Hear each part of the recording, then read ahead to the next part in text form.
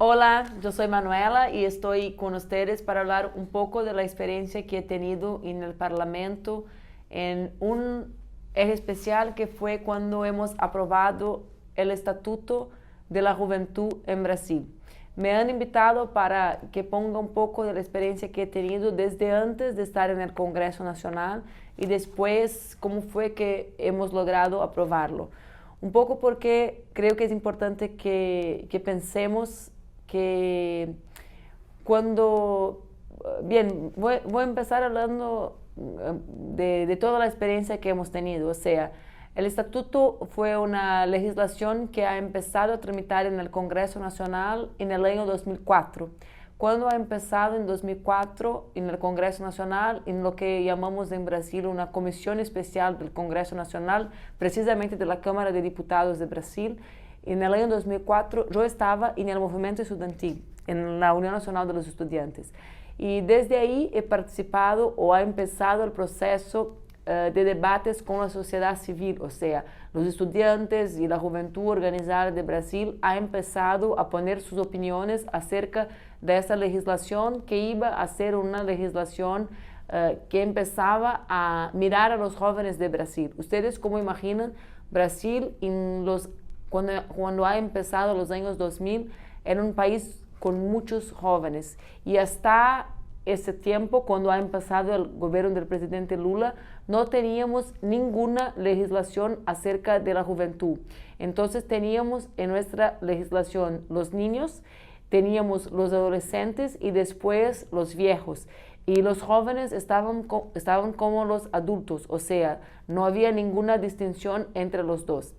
Entonces planteábamos nosotros, yo incluso que estaba desde el movimiento estudiantil, que hubiera alguna distinción.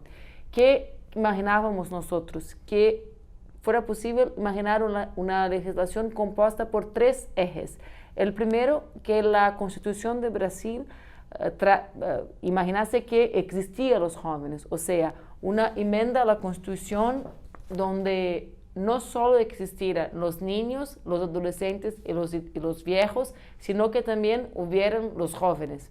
Entonces, propusimos nosotros que hubiera una enmienda a la Constitución con la terminología juventud, o sea, diciendo que entre los 15 y los 29 años sí existían jóvenes. Además de eso, imaginábamos que pudiera existir el estatuto y un plan nacional de juventud. Las tres legislaciones empezaron a caminar conjuntamente en el Congreso Nacional. En ese mismo momento en la historia, el presidente Lula ha creado, por una iniciativa suya, en el año 2005, un programa nacional, nosotros lo llamamos Programa Nacional de Juventud Pro Jovem, ha creado este programa y también el Consejo Nacional de Juventud, un espacio donde el gobierno y organizaciones de juventud estaban ahí para debatir e imaginar políticas públicas de juventud para nuestro país.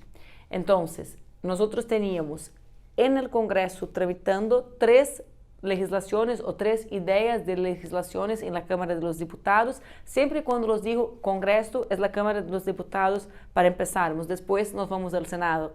Entonces teníamos tres propuestas, la enmienda a Constitución, el Plan Nacional de Juventud y el Estatuto de Juventud. Teníamos los tres. Y el presidente Lula ha proponido el Programa Nacional de Juventud Pro Jovem y el Consejo Nacional de Juventud. Pero, ¿qué pasó desde el 2004 hasta el año 2013, cuando por fin hemos logrado aprobar el Estatuto de la Juventud? Es lo que voy a intentar hablar con ustedes hoy en esa clase que me han invitado a charlar. Entonces, el año 2004, el Congreso empieza a organizar algunos debates y espacios con la juventud, las organizaciones, especialistas, maestros, bueno, ¿qué pasa con la juventud en Brasil? ¿Qué tenemos que imaginar que exista en la legislación para la juventud para que podamos cambiar la realidad de desempleo, que la juventud no está involucrada en el desarrollo, que no tiene educación? En Brasil los índices de desigualdad son tremendos y la juventud es quien más vive cerca de la desigualdad. Entonces, esos grupos empezaron a reunirse. La verdad es que esos grupos se han involucrado y el Congreso no llegaba a una mayoría para aprobar la legislación.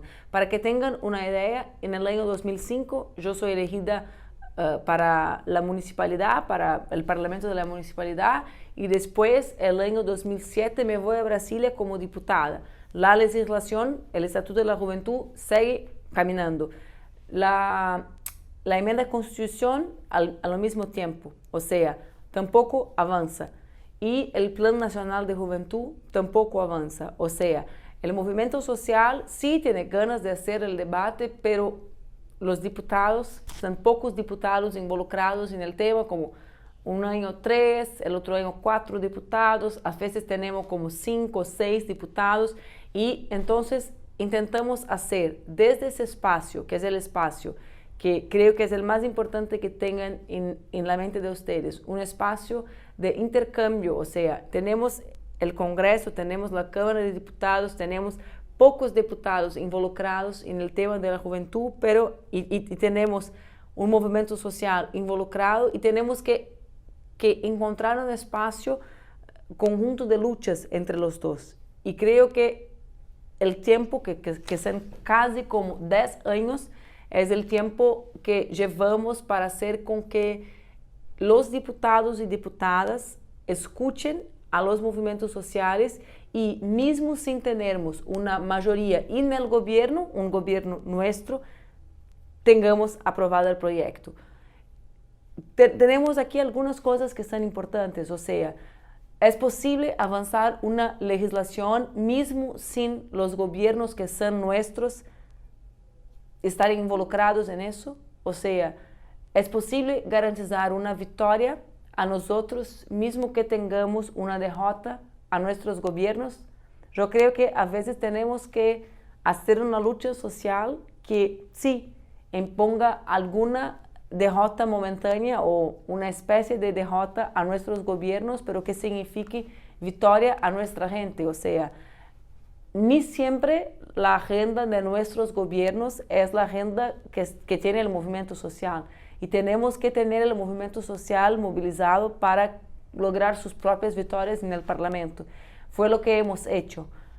No de una manera que la pelea sea una pelea que tú no tengas más como construir puentes entre el gobierno y el movimiento, porque el movimiento social y el gobierno en nuestro caso no estaban como enemigos, y la lucha contra los enemigos, sabemos nosotros ahora, es muy más larga do que la lucha entre nosotros. Pero si uno no mira a su gobierno como un espacio de transformación social, tampoco tiene victorias importantes como hemos tenido. O sea, en primero creo que la lección que tenemos es que si quien está en el Congreso, en el Parlamento, representando los movimientos sociales y comprometidos con algunos movimientos específicamente, como yo estaba con la juventud, aguarda que el gobierno haga todo, no va a tener éxito en sus luchas, porque los gobiernos no van a hacer todo. Tenemos que hacer nosotros, y después que lo hacemos, los gobiernos se involucran en nuestras victorias y conmemoran con nosotros. O sea,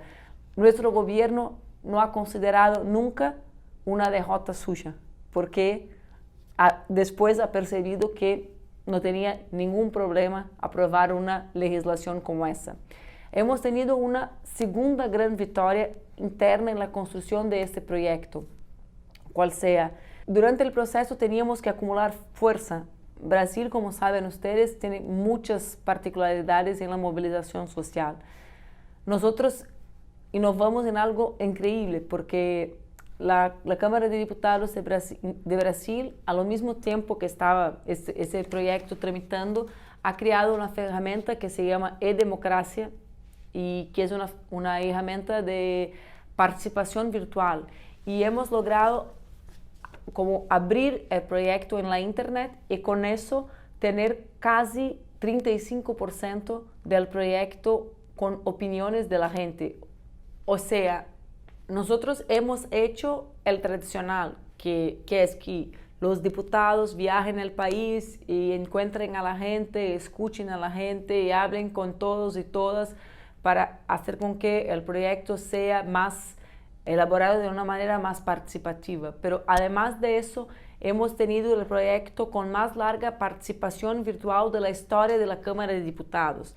Y con eso también hemos logrado más fuerza. ¿Por qué? Porque más gente se ha involucrado en construir este proyecto.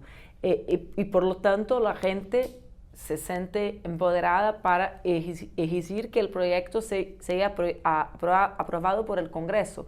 O sea, entonces, el gobierno no tenía ganas de aprobar el proyecto y nosotros teníamos que tener fuerza para hacerlo. Y hemos logrado la fuerza con los movimientos que teníamos nosotros, el movimiento social organizado brasileño, pero no solo con eso. Entonces empezamos a gestionar nuevas formas para lograr la fuerza que no teníamos. Y entonces hemos hecho lo tradicional, pero no solo. Y creo que eso, estamos hablando el año 2011, o sea, son 8 años antes. Ahora es más sencillo, pero mismo ahora los parlamentos no están involucrados con la democracia en general, por supuesto, como estamos mirando ahora en Latinoamérica, pero con la democracia virtual tampoco están involucrados seriamente. Entonces, tenemos un proyecto legislativo aprobado en Brasil donde 35% del texto final, o sea, de lo que fue sancionado por la presidenta Dilma, miren que hablamos de un proyecto que ha empezado en 2004, o sea, cuando ha empezado el gobierno Lula y que fue sancionado por Dilma. O sea, el camino del proyecto pasó por los dos gobiernos de los dos presidentes democráticos progresistas de izquierda que hemos tenido. Pero entonces, volviendo, teníamos que lograr fuerza porque el gobierno no tenía ganas de aprobarlo. Y dos, logramos la fuerza con todas las herramientas que teníamos. Creo que hay otra cosa, otro elemento que es un elemento importante, que es cómo buscar aliados para hacerlo. Yo creo que eso es siempre un eje que nos puede reflexionar, porque si uno sabe que su gobierno no tiene ganas de aprobarlo, hay gente que busca estos aliados mirando en cómo construir una derrota de su gobierno. Yo nunca iba a hacerlo porque soy muy leal y tenía que buscar aliados que tenían compromiso con el tema de la juventud. O sea, nosotros logramos en primer lugar estar todos nosotros que construíamos el gobierno, estarmos juntos nosotros. O sea, toda la gente que construía el gobierno todos los días teníamos ganas de aprobar el proyecto. O sea, toda la gente del gobierno sabía que, bien, no iba a ser una derrota del gobierno porque estábamos nosotros involucrados en eso. Y dos, teníamos tensiones muy vivas, tensiones que no estaban todavía vivas como hoy en Brasil, pero nosotros que estábamos en el Congreso sabíamos que ya estaba ahí, como el tema de la libre orientación sexual, como el tema de los evangélicos neopentecostales, y teníamos que mediarlas. Entonces, ese es el primer texto de la Cámara de Diputados de Brasil, donde están los dos temas conjuntamente. O sea, en ese texto tenemos la idea de que los jóvenes brasileños tienen derecho a la dignidad y la manifestación libre de su orientación sexual y también a la manifestación libre de su religiosidad. Por supuesto que no existía necesidad de hablar acerca de la libertad religiosa porque la Constitución de Brasil la garantiza desde el año 46. Pero la bancada evangélica decía, tenemos que hablar de eso. Y nosotros decíamos, pero ¿cuál es el mal de hablar de eso? Por supuesto que no hay necesidad porque está en la Constitución, pero si ellos tienen necesidad de hablar de la libertad religiosa más una vez, y si eso es lo que tenemos que hacerlo para que tengamos una primera legislación que hable acerca de la libre orientación sexual, como decimos nosotros en el año 2011 acerca de la libertad de la población LGBT. Entonces tenemos que hacerlo porque tendríamos que tener fuerza y buscar un consenso en la Cámara de Diputados. Y bien, hemos hecho, porque porque fue el camino que logramos percorrerlo. Entonces, creo que ese es un otro elemento importante, estar junto con los suyos y después intentar construir una alianza más amplia. Y en ese caso concreto, la alianza fue completa porque no hemos tenido ningún voto contrario al proyecto en la Cámara de los Diputados. Después, en el Senado, fue el mismo. O sea, hemos tenido un proyecto que se quedó en el Congreso Nacional por casi desde el 2004 hasta el 2013, por casi 10 años. Hemos empezado con Lula y hemos terminado con Dilma. Ese fue un proyecto construido por parlamentarios del gobierno y ni siempre el gobierno ha tenido ganas que el proyecto llegue al fin. Ese fue un proyecto que fue construido por una parlamentaria del gobierno como yo, pero con parlamentarios que no han estado todo el tiempo con el gobierno. Solo hemos logrado fuerza para aprobarlo porque sabíamos de la necesidad de la juventud de Brasil del proyecto y porque hemos logrado fuerza fuera del Parlamento. Creo que eso es lo más importante del Estatuto de la Juventud de Brasil, saber que el Congreso es un espacio de lucha social y que uno tiene que buscar la fuerza para las transformaciones afuera de ese espacio también para lograr construir los cambios que son importantes. Gracias. As coisas mais inteligentes são justamente as mais simples. O clipe de papel e a roda. Outra ferramenta simples que pode mudar a sua vida e a do seu país é o E-Democracia. O E-Democracia é um canal de internet que coloca você em contato direto com a Câmara dos Deputados. Por meio dele, você pode participar da elaboração de leis e contribuir com ideias para a melhoria da saúde, da educação e cuidar da natureza, por exemplo. É só digitar www.edemocracia.gov.br, acessar o tema do seu interesse e mandar ver. Você pode criar discussões, construir propostas de textos legais, dar a sua opinião em enquetes, apresentar ideias livres, inserir textos, moderar discussões, participar de bate-papos e compreender o processo legislativo. Você pode participar de casa, do trabalho, da escola, de onde estiver. Participe! Sua ideia pode melhorar muito a vida de todos. E-Democracia. Participação virtual, cidadania real.